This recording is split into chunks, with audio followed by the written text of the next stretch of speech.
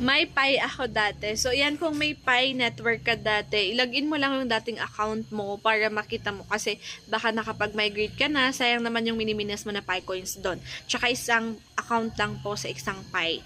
So, ngayon, ayan, yung mga naghahanap ng pang-move fee nila sa kanilang Pi coins, guys, message me kung gusto yung bumili ng 1 Pi sa akin para makapag-move kayo ng na-unlock na Pi coins nyo. So, actually, madami yung, madami ang mga na-unlock yung Pi coins na hindi ma-move yung kanilang Pi coins kasi nga, kailangan ng move fee. Dito kasi sa available balance, yan yung available balance ko mga loves. Kailangan meron kayong at least 1 Pi dyan kasi ang move fee is 0.01. Pero gagamitin nyo naman yung iba doon if ever na may natira pa.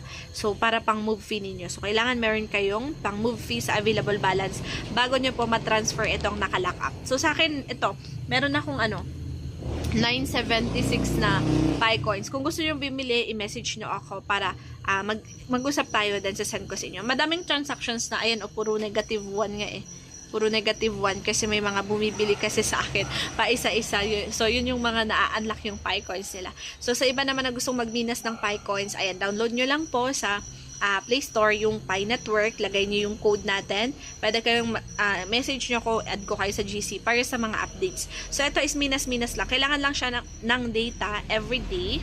Every day nyo lang, hindi naman kailangan na naka-data kayo 24 hours. I-start nyo lang yung mining niya and then pwede nyo nang iwanan yung application din. Yan, antayin nyo mag-KYC kayo. Pag na-migrate yung Pi coins, ito pwede nyo yung ibenta. So, yan, ganun siya sa mga bago dyan na gustong subukan si Pi. Okay? Message me.